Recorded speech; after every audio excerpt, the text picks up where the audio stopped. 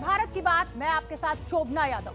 कांग्रेस के नेता दिग्विजय सिंह पर गलत फोटो ट्वीट कर सांप्रदायिक माहौल बिगाड़ने के आरोप में गिरफ्तारी की तलवार लटक रही है। हालांकि दिग्विजय सिंह कह रहे हैं कि केस दर्ज होने से उन्हें कोई फर्क नहीं पड़ता।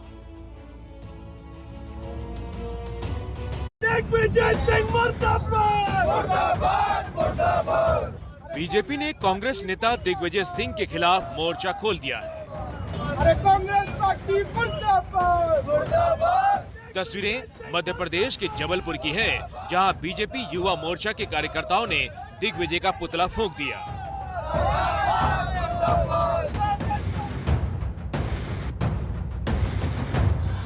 दिग्विजय सिंह के खिलाफ विरोध प्रदर्शन की वजह है बिहार के मुजफ्फरपुर की ये तस्वीरें, जिसे दिग्विजय ने मध्य प्रदेश के खरगोन का बता दिया।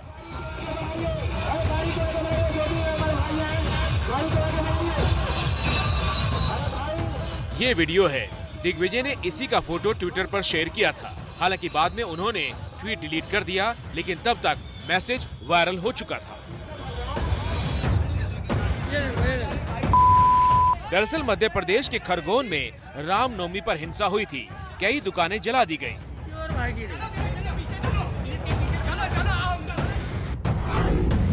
खरगोन हिंसा की फर्जी तस्वीर ट्वीट करने के आरोप में बीजेपी की शिकायत पर दिग्विजय सिंह के खिलाफ केस दर्ज हो गया है। अब दिग्विजय सिंह कह रहे हैं कि केस दर्ज होने से फर्क नहीं पड़ता, पर बीजेपी दिग्विजय को छोड़ने के मूड में नहीं दिख रही। यदि भाईचारा, प्रेम, सद्भाव और सांप्रदायिक उन्माद के खिलाफ बोलने से मेरे खिलाफ अगर मुकदमा दायर 1 लाख हो जाए तो मुझे चिंता नहीं। आपको लगे कि एजेंडा चलाया जा रहा है बीजेपी का आपके पूरे देश में? आपके खिलाफ? मेरे खिलाफ फर्क नहीं पड़ता, पूरे देश में। दिग्विजय सिंह ने वही अपराध किया है जो दंगा करने वालों ने किया है। दंगा करने वाला और दंगा उकसाने वाला दोनों अपराधी होता है। आज से हमने एक मुहिम चलाई है कि दिग्विजय सिंह के ट्विटर अकाउंट को सस्पेंड किया जाए। उसके लिए हम रिपोर्ट करवा रहे हैं लोगों से, मैंने भी रिपोर्ट की। कांग्रेस के अंदर भी दिग्विजय सिंह के खिलाफ घेराबंदी शुरू हो गई है, जिससे बीजेपी को और मौका मिल गया। जिस तरीके से बीजेपी ने FIR करा दिया, सारी वारदातें सामने आ गई और हमारे से छोटे छोटे कार्यकर्ता जब हमसे पूछता है तो हमको बहुत सारी तकलीफें होती हैं, जिसका जवाब हमारे पास नहीं होता। तो मैं माननीय दिग्विजय सिंह जी के ट्वीट के माध्यम से मैंने ये पूछा है कि यदि अपने पास प्रमाण है तो हम प्रमाण प्रस्तुत करें। जो ट्रिक कभी पर्दे के पीछे से आदरणीय दिग्विजय सिंह जी अपनाते थे, सोहन बाल्मीकि जी के बयान के बाद में लग रहा है कि उसी दाव से उन्हें चित्त किया जा रहा है। शायद जब ये सिद्ध हो गया है कांग्रेस के लिए दिग्गी तू तो हानिकारक है। उनकी वफा का चर्चा ही ऐसा कि अपनी वफा से भी शर्मा रहे। मध्य प्रदेश में दिग्विजय सिंह के ट्विटर से उठा ये विवाद अब थमने वाला नहीं है, क्योंकि शिवराज सरकार ने साफ कह दिया है कि दिग्विजय सिंह का जो ट्वीट था वो मध्य प्रदेश को सांप्रदायिक हिंसा की आग में झोंकने वाला था, धार्मिक उन्माद बढ़ाने वाला था और ऐसी किसी बात को बर्दाश्त नहीं किया जाएगा। मध्य प्रदेश के गृह मंत्री डॉक्टर नरोत्तम मिश्रा भी इस पूरे मामले में बेहद सख्त हैं और उन्होंने कहा है कि इस पूरे मामले में दिग्विजय सिंह की गिरफ्तारी भी हो सकती है। तो चलिए भारत की बात में आगे बढ़ते हैं और बात कर्नाटक की करते हैं। कर्नाटक के मंत्री KS ईश्वरप्पा पर ठेकेदार की खुदकुशी के मामले में FIR दर्ज होने के बाद कांग्रेस बीजेपी पर और आक्रामक हो गई है। कांग्रेस मांग कर रही है कि ईश्वरप्पा को मंत्री पद से बर्खास्त कर उनकी गिरफ्तारी होनी चाहिए।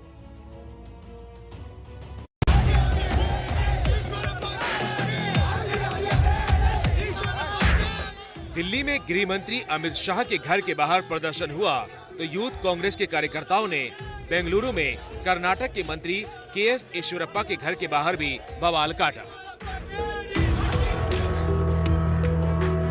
अब जरा पूरा मामला समझ लीजिए। कर्नाटक के उडुपी में ठेकेदार संतोष पाटिल का शव संदिग्ध हालात में होटल के कमरे से बरामद हुआ है। आरोपों के मुताबिक संतोष ने अपनी मौत के लिए कर्नाटक में बीजेपी सरकार के मंत्री KS ईश्वरप्पा को जिम्मेदार बताया है।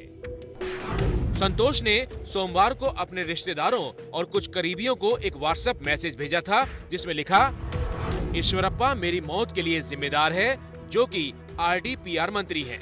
मैंने अपनी सभी उम्मीदों और इच्छाओं से ऊपर उठकर ये निर्णय लिया है। मैं हाथ जोड़कर विनती करता हूं कि मेरी पत्नी और बच्चों को मुख्यमंत्री, प्रधानमंत्री और हमारे नेता येदियुरप्पा मदद करें। पुलिस ने मंत्री ईश्वरप्पा के खिलाफ मुकदमा दर्ज कर लिया है। मुख्यमंत्री बसवराज बोम्मई ने मामले की निष्पक्ष जांच और कड़ी कार्रवाई का भरोसा दिलाया है। संतोष कुमार कॉन्ट्रैक्टर होने के साथ साथ हिंदू वाहिनी के सेक्रेटरी और बीजेपी के कार्यकर्ता थे। भ्रष्टाचार के इस मामले में उन्होंने 11 मार्च को चिट्ठी लिखकर केंद्र सरकार को शिकायत की थी, जिसमें उन्होंने कहा था कि 4 करोड़ के भुगतान के लिए 40% की कमीशन मांगी जा रही है। संतोष ने अपनी चिट्ठी में लिखा था कि उन्होंने फरवरी 2021 में मंत्री ईश्वरप्पा के कहने पर बेलगांव में सड़क निर्माण का काम किया था। इस काम पर करीब 4 करोड़ रुपए खर्च हुए थे, लेकिन इस काम का भुगतान नहीं हुआ है। भुगतान के बदले रिश्वत की मांग की जा रही है। स्क्रीन पर नजर आ रही ये तस्वीर उसी कंस्ट्रक्शन साइट की है। कर्नाटक कांग्रेस के अध्यक्ष डी.के. शिव कुमार और पूर्व मुख्यमंत्री सिद्धारमैया की अगुवाई में कांग्रेस नेताओं के प्रतिनिधि मंडल ने राज्यपाल थावरचंद गहलोत से इस मामले पर शिकायत की है। भारतीय जनता पार्टी की कर्नाटक सरकार चौतरफा भ्रष्टाचार से घिरी हुई है। कत्ल के केस में, भ्रष्टाचार के केस में गिरफ्तार किया जाए, उनका इस्तीफा तो हो ही जाएगा, पर इस्तीफा काफी नहीं, उनको फौरन कत्ल के केस में गिरफ्तार किया जाए, निष्पक्ष जांच हो और जल्द से जल्द उनको सजा दी जाए। राहुल गांधी ने तो ट्वीट कर मामले को पीएम और कर्नाटक के सीएम मुंबई से जोड़ दिया है। आगे बढ़ते, माँ, ये वो शब्द है जिसे सुनते ही दिल और दिमाग में बेइंतहा प्यार उमड़ पड़ता है। माँ की ममता जैसी भावना उमड़ आती है। लेकिन आज हम जिस माँ की बात कर रहे हैं, उसकी करतूत देखकर आप कांप जाएंगे। जिस जम्मू में माता वैष्णो देवी विराजी हैं, उसी जम्मू की धरती से आई एक तस्वीर ने ममता और मातृत्व पर कालिख पोत कर रखी। देखिए हमारी ये रिपोर्ट।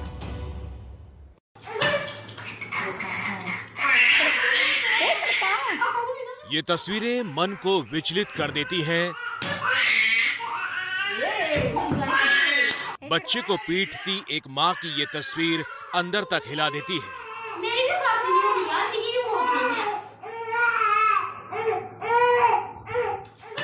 इस महिला ने जैसे माँ की ममता को ही कलंकित कर दिया है।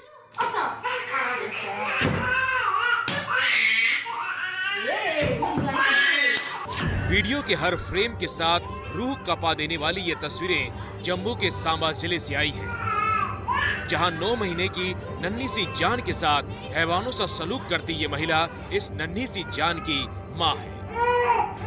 वही माँ जिसे ममता की मिसाल और दरियादिली का सागर कहा जाता है, लेकिन यहाँ जो हो रहा है वो डरा देता है। सोशल मीडिया पर वायरल ये वीडियो जम्मू के सांबा जिले में 11 अप्रैल को सामने आया और जैसे ही ये वीडियो वायरल हुआ, एबीपी न्यूज की टीम ने इसकी पड़ताल शुरू की। वीडियो की पड़ताल करते हुए एबीपी न्यूज की टीम सांबा जिले के उस गांव पहुंची जहां पर बेरहम और पत्थरदिल मां ने अपनी बेटी पर ये अत्याचार किया था। यहां हमें गांव के सरपंच मिले, जिन्होंने महिला का वीडियो वायरल होते ही उसके खिलाफ एफआईआर दर्ज करवाई थी। अपनी पंचायत के जितने पंच थे, मैं सभी को बुला के इस बात में मैंने संज्ञान लेने के बारे में सोचा कि इस बारे में मुझे कुछ सोचना चाहिए। तो मैंने लिखित रूप में एफआईआर पुलिस स्टेशन उत्तरबेनी में दी। मैंने वीडियो देखा ना, बोलो तो मैं तो कृपा गया, मैं तो हो गया क्या पला मेरी बच्ची को क्या हो गया। जो इसने बच्ची का हाल किया, इसका ही ऐसा हाल होना चाहिए। जिसने वीडियो वायरल किया उसके खिलाफ ही होना चाहिए। एफआईआर के बाद आरोपी मां गिरफ्तार है, लेकिन बच्ची के भविष्य पर सवाल बरकरार है। वीडियो वायरल होने के बाद अब पुलिस आरोपी महिला को गिरफ्तार कर आगे कार्रवाई शुरू कर चुकी है। साथ ही उस बेरहम महिला की तलाश कर रही है जो बच्ची की पिटाई के दौरान बिस्तर पर बैठी थी, और उस शख्स को भी खोज रही है जो पिटाई का वीडियो बना रहा था। हालांकि इस बीच पुलिस ने बच्ची को पिता को सौंपकर ख्याल रखने को। युवकों पर हमले का वीडियो सामने आया है। अमेरिकी पुलिस के मुताबिक इस मामले में एक आरोपी को गिरफ्तार भी कर लिया गया है। उस पर हेट क्राइम के तहत केस दर्ज करने के मामले की जांच की जा रही है। लेकिन न्यूयॉर्क में 10 दिन में 2 बार इस तरह सिक्कों पर हमला हुआ है। सवाल ये उठता है कि अमेरिका में आखिर क्यों बढ़ रहा है हेट क्राइम।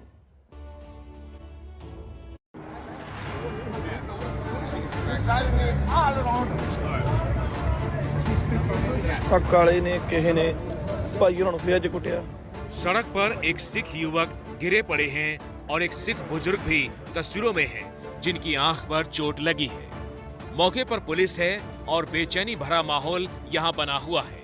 तस्वीरें दुनिया में सबसे ज्यादा सुरक्षित कहे जाने वाले अमेरिका के शहर न्यूयॉर्क की है और यहाँ 2 भारतीय सिखों पर इस तरह हमला हुआ।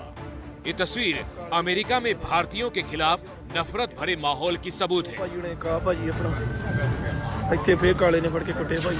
अमेरिकी मीडिया के मुताबिक कुछ लोगों ने सड़क पर चलते हुए इन 2 सिखों को पहले डंडे से पीटा। यही नहीं, मारपीट के साथ सिखों की पगड़ी भी उतार दी गई। हमला करके आरोपी मौके पर हंगामा कर फरार हो गए।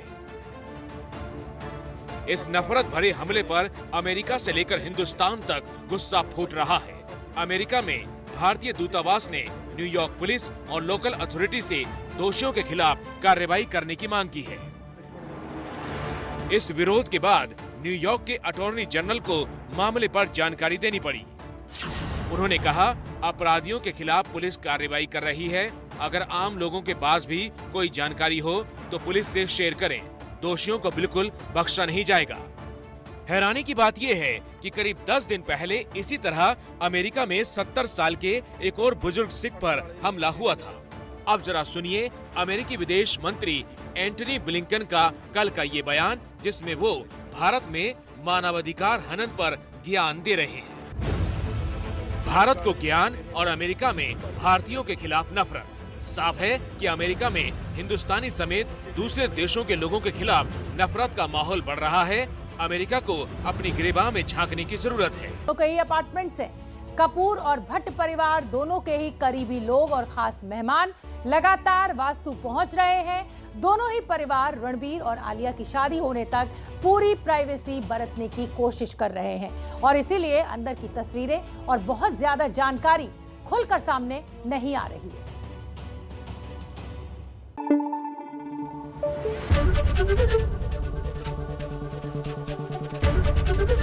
एबीपी न्यूज आपको रखे आगे।